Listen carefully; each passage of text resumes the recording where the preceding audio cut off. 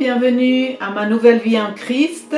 Aujourd'hui, nous allons parler de notre Père Abraham. Nous allons regarder quelque chose par rapport à lui parce que c'est la volonté de notre Père de regarder à l'exemple que nous avons en lui.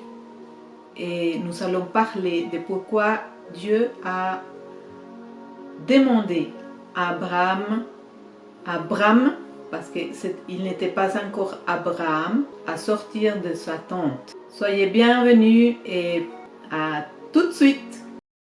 Nous allons dans la Genèse 12. Nous allons regarder à notre Père Abraham avec un autre regard maintenant. Ce regard concerne le départ d'un endroit à un autre. Alors, aujourd'hui, je vais lire dans Genèse 12, l'Éternel dit à Abraham, « Va-t'en de ton pays, de ta patrie, de la maison de ton père, dans le pays que je te montrerai. Je ferai de toi une grande nation, et je te bénirai. Je rendrai ton nom grand, et tu seras une source de bénédiction. » Comme Abraham, c'est notre Père qui nous a choisis. Abraham avait été choisi par Dieu. Et quand l'ange de l'Éternel lui est apparu, Abraham n'était pas encore Abraham. Il était toujours cet homme de chair, cet homme naturel, lorsqu'il a entendu la voix de l'Éternel.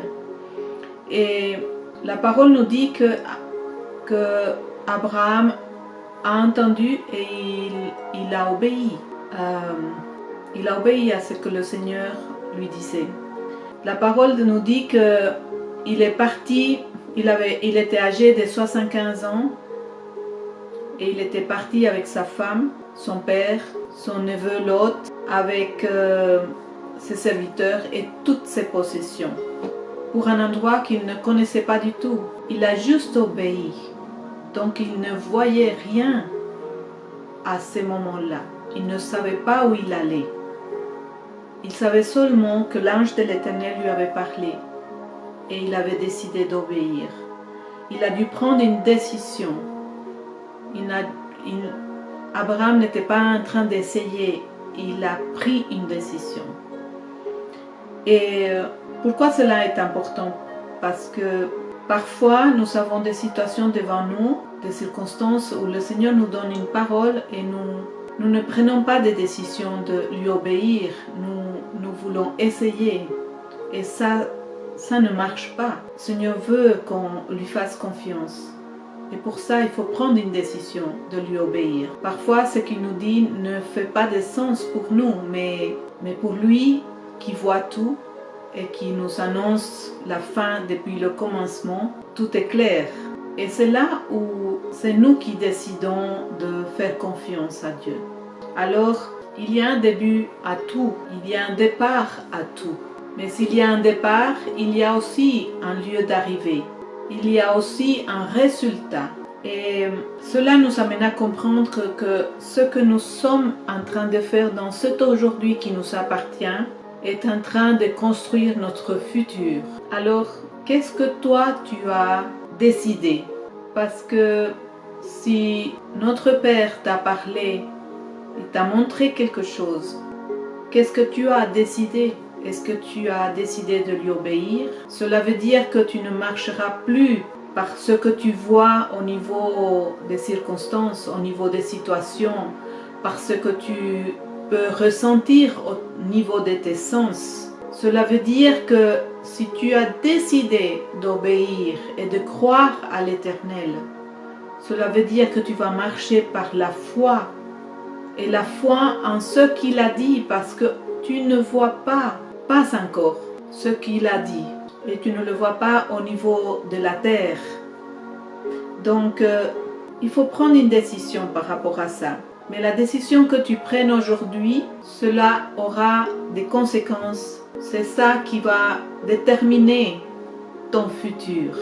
Dieu a dit que les projets et les plans qu'il a pour ta vie sont de bien et pas de malheur.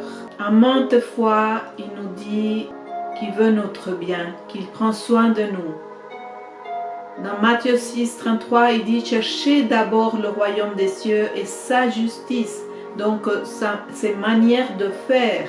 Et le royaume, il ne dit pas « chercher la religion », il ne dit pas « chercher Jésus », il dit « chercher le royaume ». Comprenez le royaume. Il veut nous révéler les mystères de son royaume, les lois dans son royaume, les principes dans son royaume. Alors, Abraham, à un moment donné, il a pris cette décision.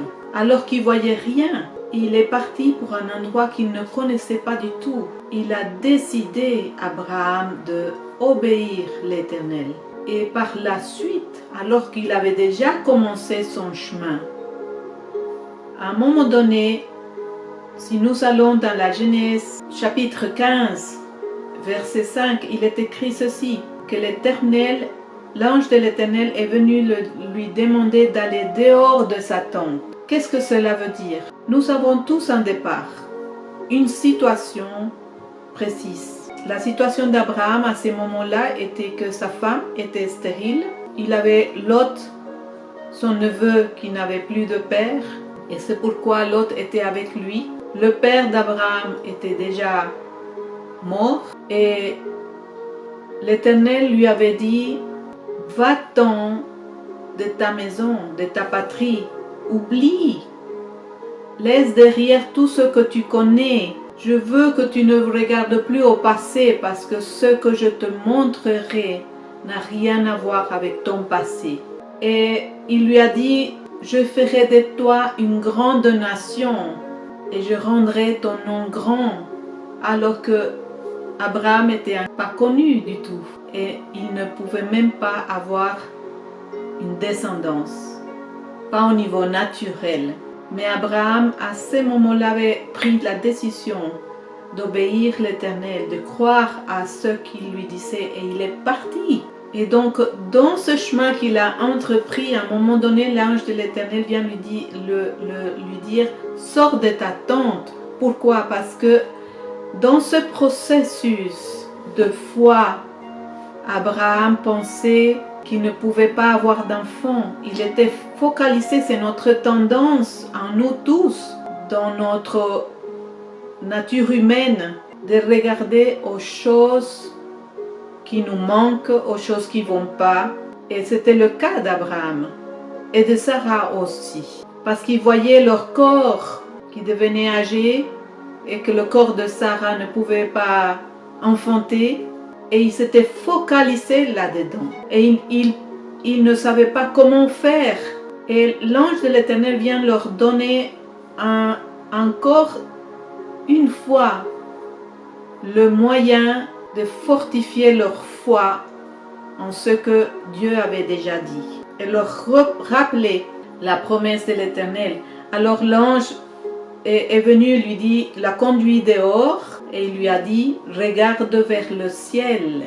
Donc, il l'amène dehors de sa pensée, dehors de cette tente, dehors de ses pensées négatives, dehors de ce à quoi il était en train de regarder, c'est-à-dire au fait que sa femme était stérile. Et il lui dit, regarde vers le ciel, regarde là, à l'immensité ciel, et lui dit, compte les étoiles. On n'est pas capable de compter les étoiles. Il y en a tellement, il y en a tellement. Qu'est-ce que l'ange de l'Éternel voulait par ça? Et lui a demandé si tu peux les compter. Il savait très bien qu'il ne pouvait pas les compter, tellement il y en a dans l'étendue du ciel. Et alors il lui a dit, tu vois ça, toutes ces étoiles, telle sera ta postérité. Qu'est-ce qu'il faisait l'ange de l'Éternel? C'était lui montrer, lui donner, de retourner son regard, de tourner son regard vers ce qui est sans limite pour l'Éternel, vers ce qui est possible avec Dieu. Tourner son regard de la stérilité de Sarah vers les étoiles du ciel, tellement nombreuses, et lui rappeler la promesse que Dieu, la parole que Dieu lui avait donnée. Et à ce moment-là, la parole nous dit qu'Abraham, qui n'était pas encore Abraham, c'est-à-dire qu'il était encore cet homme naturel, il eut confiance en l'Éternel qui le lui imputa à justice. Cela nous est rappelé dans les Romains. Il a cru alors qu'il n'était pas encore cet homme que Dieu avait transformé. Sur ce chemin qu'il avait commencé, petit à petit, Dieu a commencé à transformer cet homme naturel, montrer les choses de l'esprit. Dans Hébreux 11, 8, il est écrit: c'est par la foi qu'Abraham, lors de sa vocation, obéit et partit pour un lieu qu'il devait recevoir en héritage, et qu'il partit sans savoir où il allait. Nous avons aussi la même élection, nous avons aussi été choisis, nous avons aussi été bénis. Quelle est cette parole de l'Éternel qu'il t'a donnée et qui doit être devant toi? Où est-ce que tu as tourné ton regard? Vers les circonstances, vers ce qui manque, vers ce qui n'est pas encore là, vers les choses négatives dans ta vie, ou tu as ton regard fixé sur ce que l'Éternel t'a promis à toi? Parce qu'aujourd'hui, il te fait un appel à sortir de ces pensées qui sont fixées sur ce qui ne va pas. Quelle est cette promesse de l'Éternel? Quelle est cette parole que le Saint-Esprit t'a donnée afin que tu fixes ton regard sur ça et que toute ta croyance soit sur ce que notre Père t'a dit? Aujourd'hui, il t'appelle à tourner ton regard vers sa promesse. Il y a de tourner ton regard de la situation. Abraham crut, dit la parole. Cela lui a été compté comme justice. Alors il dit, Ésaïe 51, 2 nous donne une instruction. Portez les regards sur Abraham votre père et sur Sarah qui vous a enfanté, car lui seul je l'ai appelé et je l'ai béni et multiplié.